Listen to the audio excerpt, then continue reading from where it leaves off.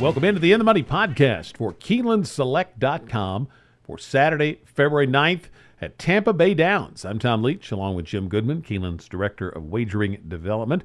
They have a prep for the Tampa Bay Derby, so it's a prep on the road to the Kentucky Derby, the Grade 3 Sam F. Davis Stakes. But we're going to start with the 9th race, which begins the late pick 4. We're going to do these 3 stakes races and give you a pick 4 ticket. I will say there's another graded stake that is the 8th, the Tampa Bay, for 4-year-olds and up on the turf that starts a pick 5, and a nice field in there. But, Jim, let's start with the 9th. It's the Suncoast Stakes.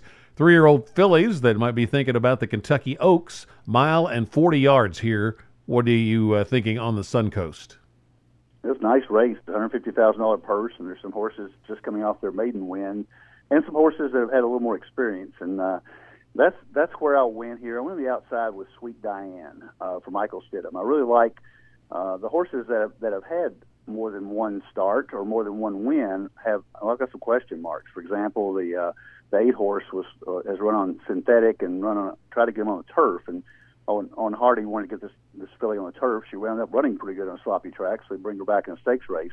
But Sweet Diane has been on the same path after she debuted at Presque Isle Downs in just kind of a throwaway race, even though she almost won it. But then she wins by 13 at Penn National. They bring her to a $75 stakes race at Gulfstream, which seems to be a perfect prep for this.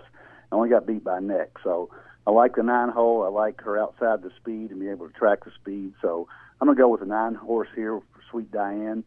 Winning envelope, the 2 is 2 for 3 for Chris Block, but her best race was on turf. Her Royal Highness, the 1, has low buyers, but does have 2 wins at Laurel. You don't know how those will stack up against the horses coming from other places. So, but I like horses that are coming into a stakes race with 2 wins. Lady Kate, the 4 horse for Eddie Keneally, first time against winners. Ortiz rides her back, which is a really good sign.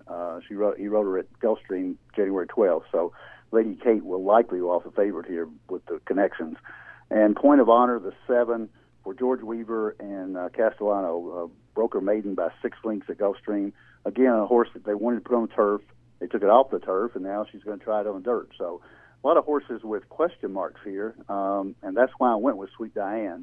I'm certainly not going to single a pick 4. I think it's one that you want to spread in. But Sweet Diane is the pick. I would use her on top in the trifecta.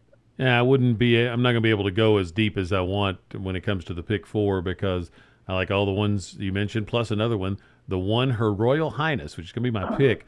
I went back and looked at the race at Laurel last time, first level allowance, and it was a lot better than that 64 buyer figure suggests. Finished really strong, ran a little green in the middle of the stretch, and then really kicked away. It's a Grand Motion horse, so you always respect his barn. Sharp local work, and I think this horse could well drawn down on the inside. I think this horse could surprise him at a bit of a price in here. So I like her as a key horse within the race. But when we get to the pick 4, I'm going to use Sweet Diane, Point of Honor, Twist and Shout, and I'd like to use Lady Kate and even Winning Envelope, but I'm probably going to limit it at those top 4 just to make the ticket affordable. The 10th race is the Endeavor. It's a Grade 3 at a mile and a 16th on the turf for fillies and mares. And as we tape this on late Thursday afternoon, the word out of the Daily Racing Form is that Chad Brown has not yet decided where he's going to run Rimska, because she is also entered on the Saturday card at Gulfstream Park. If she runs here, I'm going to single her in the pick 4. I think she's a Grade 3 winner, Chad Brown's barn. A lot to like. I think she is definitely the one to beat. If she runs at Gulfstream, then I don't have a real strong opinion. So I will, when we get to the pick 4, I'm going to give you a couple of different ways to play it because I like Bombshell a little bit off a nice effort in the Marshalls River. I like Viva Vegas with 3 wins at Tampa Bay. Hawksmoor's got a lot of class. And Get Explicit. It's a horse that got pretty good late last fall, makes her 4-year-old debut now, and could be dangerous at a price. So a lot of it depends on where Rimska runs for me. How about you in the Endeavor?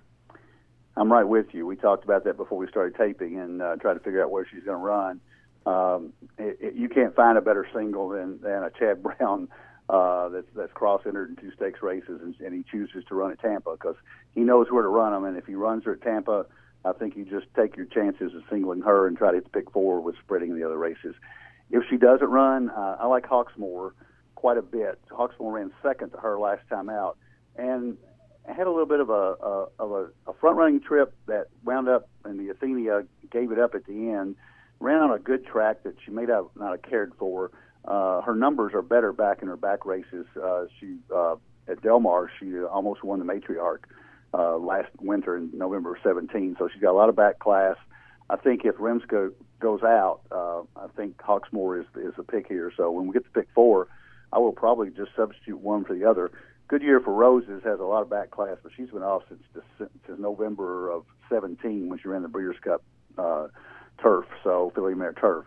Other than that, the horses you mentioned all have a shot, but I think Hawksmoor is a little bit better than those in a back class standpoint. So I'm going to use Remska here. If she does run, I would use Hawksmoor below her in the trifectas. Get Explicit is one you mentioned that I agree that Mrs. Revere last year at Churchill on a yielding turf course that she may not have really cared for, she closed like a house of fire. She was in next to last the first 3 calls, and went up getting beat by a lynx to Princess Warrior, which is a pretty nice filly. So I think Get Explicit is the one I would use underneath it as well, if whichever one I take on top. We will go next to the Grade 3 Sam F. Davis Stakes for 3-year-olds, mile and a 16th, the 11th race on the card. You got Nixco, the one that Claiborne Breeders' Futurity, that is making his 3-year-old debut in here. How do you see the Sam F. Davis?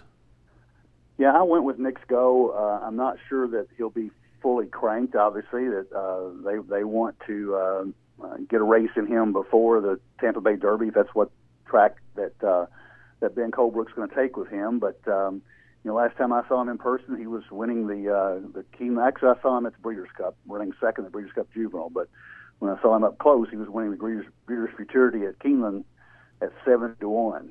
So Nixco probably hated the sloppy track at Churchill. They ran him back in 3 weeks after the Breeders' Cup in the Kentucky Jockey Club, and I thought that was a mistake. And he just didn't show anything. They wrapped up on him, so didn't hurt him. He's had a winter to get ready, and I think he's got the back class to take this race. But there's some others in here that are improving. That obviously two going to 3. You never know how much they improve. I have to look at a horse called Kentucky Wildcat. I'm sure that he's in your picks as well. Tom Albertrani has the 6 horse for Godolphin. And this horse just broke its maiden at Aqueduct in December, but he's got a steady rider progression.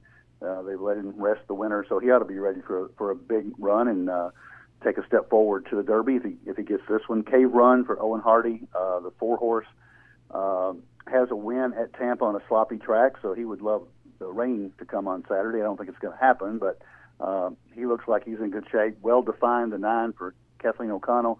And you got to keep in the 8 So Alive for Todd Pletcher. Todd's won this race 6 times in the past. And, he and Castellano, you cannot throw him out, and he may wind up being the betting favorite here. Although I think Nixco gets a whole lot of support at the windows as well. So I would take Nixco on top with those 4 horses underneath. Yeah, Nixco certainly stands out in terms of accomplishments, but I'm a little skeptical in a 3-year-old debut. So I'm going to go another direction, and it's going to be Kentucky Wildcat, ironically. I know this horse was well regarded before the debut at Saratoga and ran just okay, kind of the same in the next start, and then really jumped up that last time out in the maiden breaker at Aqueduct. 86 buyer. The horse that ran second, and the horse that ran second was second by 5, came back to win. So maybe a pretty good field that he beat. They gave him, brought him down to Florida, gave him 5 works in January, and they've just gotten a little progressively better. So Joe Bravo stays. So I just think there's a lot to like that this horse might jump up and put himself on the Kentucky Derby trail in this spot, and you'll get a little bit of a price if he does. So I'm going to take that horse, but I also got to certainly use Nixco. Cave Run, I like the debut win and experience on this track, which can be a little quirky. So Alive's got to be in the mix for Pletcher, as you mentioned. 5-Star General's the other one that I liked in there. So I'm going to key around Kentucky Wildcat. Let's go to now the pick 4, which finishes up with a claiming race, and I took 4 horses in there. I thought Not a Cat But a Card really ran an improved race 2 back, and then if you forgive the last one and look at the race 2 back, it looks awfully good in this field. Huntstown on the class drop, the 6, the 1 Adios Nardo, the 8 Gray Dude for the connection. So I'm going to use those 4 in the last leg. So here's what I'm going to do. My first race, Suncoast, I'm going to start with 1, 7, 8, 9 in the 3-year-old filly race. Then Key Rimska, the 8, in the next one.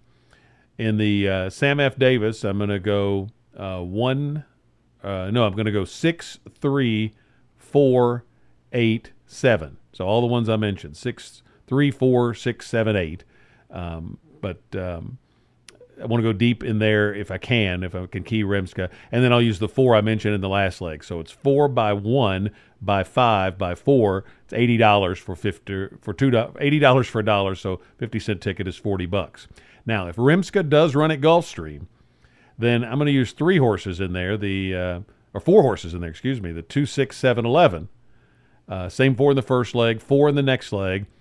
Then the ticket's really going to get out of hand if I don't pare it down. So I would just go then 6 and 3, Kentucky Wildcat and Knicks Go, and use the 4 horses in the last leg, which would be 4 by 4, by 2 by 4.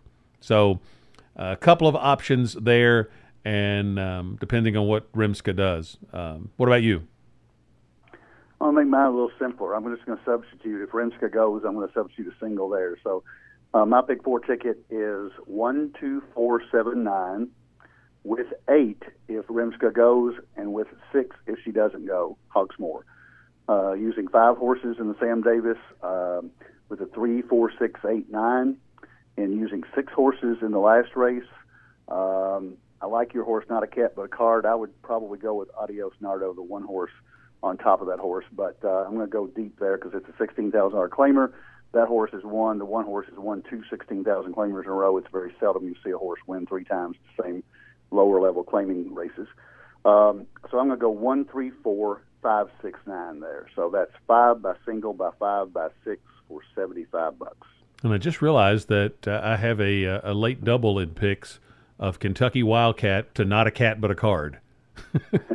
So it's a Swami angle if I ever heard that's one. A little interesting. Best of luck with your Saturday wagers, and you got some great racing over at Gulfstream on Saturday and elsewhere around the country. There's I think a small Derby prep up in New York. Some good racing out in Santa Anita. So lots of opportunities. Keep your Keeneland Select account fully funded while you're watching hoops, and we'll be back next week for another edition of the In the Money podcast for KeenelandSelect.com.